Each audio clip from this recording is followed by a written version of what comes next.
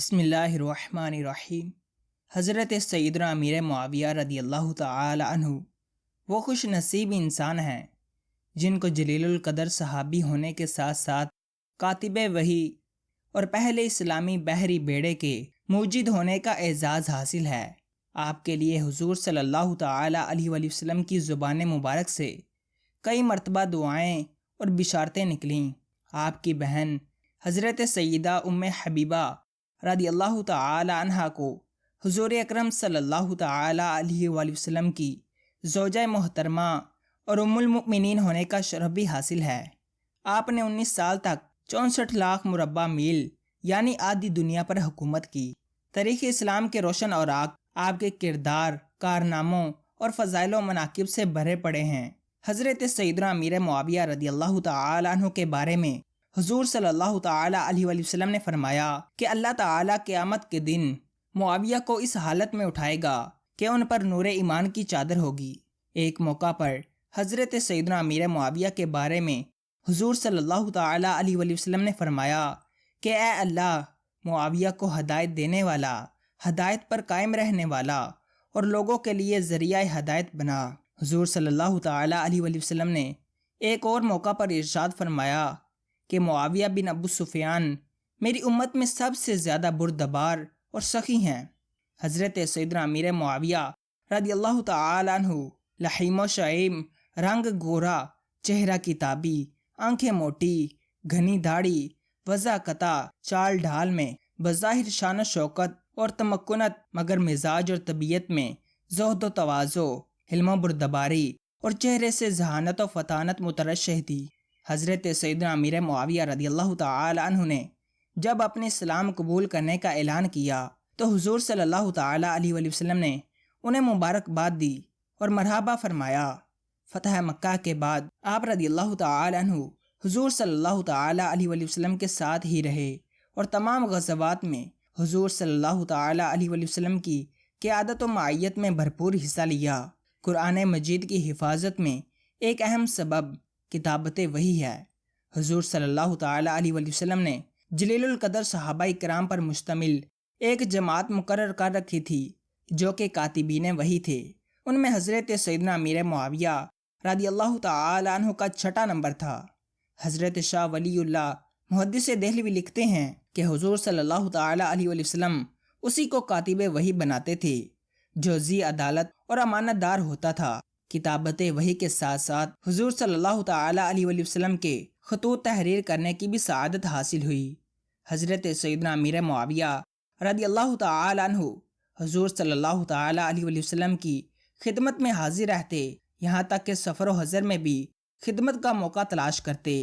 چنانچہ ایک بار حضور صلی اللہ تعالی علیہ وآلہ وسلم کہیں تشریف لے چلے تو حضرت سیدنا امیر معاویہ رضی اللہ تعالی عنہ خدمت کے لیے پیچھے پیچھے ساتھ ہو گئے۔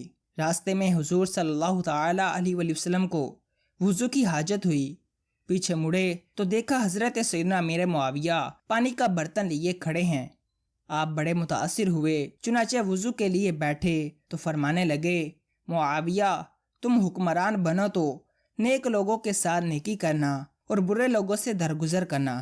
حضرت سیدنا امیر معاویہ رضی اللہ تعالی عنہ فرمایا کرتے تھے کہ اسی وقت مجھے امید ہو گئی تھی کہ حضور صلی اللہ علیہ وسلم کی پیشین گوئی صادق آئے گی اور میں کبھی نہ کبھی ضرور خلیفہ ہو کر رہوں گا۔ حضور صلی اللہ تعالی علیہ وسلم آپ رضی اللہ تعالی عنہ کی خدمت اور بے لوث محبت سے اتنا خوش تھے کہ بعض اہم خدمات آپ رضی اللہ تعالی عنہ کے سپرد فرما دی تھی۔ حضور صلی اللہ علیہ وسلم نے اپنے باہر سے آئے ہوئے مہمانوں کی خاطر مدارت اور ان کے قیام و طعام کا انتظام و اہتمام بھی حضرت امیر معاویہ رضی اللہ تعالی عنہ کے سپرد کر دیا تھا۔ حضور صلی اللہ علیہ وسلم کی وفات کے بعد خلیفہ اول حضرت سیدنا ابوبکر صدیق رضی اللہ تعالی عنہ کے دور خلافت میں آپ نے مانعین زکوٰۃ، منکرین ختم نبوت، جھوٹے مدعیان نبوت اور مرتدین کے فتنوں کے خلاف بھرپور حصہ لیا اور کئی کارنامے سر انجام دیے۔ حضرت امیر معاویہ کسی کا خون بہانا پسند نہیں کرتے تھے، مگر پھر بھی آپ اسلامی ہدایات کے مطابق مرتدین کے قتل و قتال میں کسی سے پیچھے نہ تھے۔ ایک روایت کے مطابق مسلمہ کذاب حضرت امیر معاویہ رضی اللہ تعالیٰ عنہ کے وار سے جہنم رسید ہوا۔ خلیفہ دوم حضرت سیدنا عمر فاروق رضی اللہ تعالیٰ عنہ کے دور خلافت میں جو فتوحات ہوئیں اس میں حضرت امیر معاویہ کا نمایاں حصہ اور کردار ہے۔ جنگ یرموک میں آپ بڑی بہادری اور دلیری کے ساتھ لڑے۔ خلیفہ سوم حضرت سیدنا عثمان غنی کے دور خلافت میں حضرت سیدنا امیر معاویہ جہاد اور فتوحات میں مصروف رہے اور آپ نے رومیوں کو شکست فاش دیتے ہوئے طرابلس، شام، اموریہ، شمشاد، ملتیا، انطاکیہ، ترتوس، ارواڈ، روڈس اور سکلیہ کو حدود نصرانیت سے نکال کر اسلامی سلطنت میں داخل کر دیے۔ حضرت عثمان غنی کی طرف سے بحری بیڑے کو تیار کرنے کی اجازت ملنے کے بعد حضرت امیر معاویہ نے بڑے جوش و خروش کے ساتھ بحری بیڑے کی تیاری شروع کر دی اور اپنی اس بحری مہم کا اعلان کر دیا، جس کے جواب میں جذبہ جہاد سے سرشار مجاہدین اسلام شام کا رخ کرنے لگے۔ 28 ہجری میں آپ پوری شان و شوکت، تیاری اور طاقت اور اسلامی تاریخ کے پہلے بحری بیڑے کے ساتھ بحر روم میں اترے، لیکن وہاں کے باشندوں نے مسلمانوں کے ساتھ صلح کر لی۔ لیکن بعد میں مسلمانوں کو تنگ کرنے اور بدعہدی کرنے پر حضرت سیدنا امیر معاویہ رضی اللہ تعالی عنہ پوری بحری طاقت اور عظیم الشان بحری بیڑے کے ساتھ، جس میں تقریباً 500 کے قریب بحری جہاز شامل تھے، قبرص کی طرف روانہ ہوئے اور بڑی بہادری سے لڑتے ہوئے قبرص کو فتح کر لیا۔ اس لشکر کے امیر و قائد خود حضرت سیدنا امیر معاویہ رضی اللہ تعالی عنہ تھے۔ آپ رضی اللہ تعالی عنہ کی قیادت میں اس پہلی بحری لڑائی اور فتح قبرص کے لیے بڑے بڑے جلیل القدر صحابہ کرام، جن میں حضرت ابو ایوب انصاری، حضرت ابو ذر غفاری، حضرت ابو دردہ، حضرت عبادہ بن صامت اور حضرت شداد بن اوس رضی اللہ تعالی عنہم سمیت دیگر صحابہ کرام شریک ہوئے۔ حضرت سیدنا امیر معاویہ نے سب سے پہلا اقامتی ہسپتال دمشق میں قائم کیا، سب سے پہلے اسلامی بحریہ قائم کی، جہاز سازی کے کارخانے بنائے اور دنیا کی سب سے زبردست رومن بحریہ کو شکست دی۔ آب پاشی اور آب نوشی کے لیے دور اسلامی میں پہلی نہر کھدوائی، ڈاک خانے کی تنظیمیں نو کی اور ڈاک کا جدید اور مضبوط نظام قائم کیا۔ سب سے پہلے احکام پر مہر لگانے اور حکم کی نقل دفتر میں محفوظ رکھنے کا طریقہ ایجاد کیا۔ آپ رضی اللہ تعالی عنہ سے پہلے خانہ کعبہ پر غلافوں کے اوپر ہی غلاف چڑھائے جاتے تھے۔ آپ رضی اللہ تعالی عنہ نے پرانے غلاف کو اتار کر نیا غلاف چڑھانے کا حکم دیا، خط دیوانی ایجاد کیا اور حکم کو الفاظ کی صورت میں لکھنے کا طریقہ پیدا کیا، انتظامیہ کو بلند تر بنایا اور انتظامیہ کو عدلیہ میں مداخلت سے روک دیا۔ آپ رضی اللہ تعالی عنہ نے دین، اخلاق اور قانون کی طرح طب اور علم الجراحت کی تعلیم کا انتظام بھی کیا۔ آپ رضی اللہ تعالی عنہ نے بیت المال سے تجارتی قرضے بغیر اشتراک اور نفع کے جاری کر کے تجارت و صنعت کو فروغ دیا اور بین الاقوامی معاہدے کیے، سرحدوں کی حفاظت کے لیے قدیم قلعوں کی مرمت کی اور چند نئے قلعے تعمیر کرا کر اس میں مستقل فوجیں متعین کی۔ حضرت سیدنا امیر معاویہ رضی اللہ تعالی عنہ کے دور میں ہی سب سے پہلے منجیق کا استعمال کیا گیا۔ حضرت سیدنا امیر معاویہ سے حضور صلی اللہ تعالی علیہ وسلم کی 163 احادیث مروی ہیں۔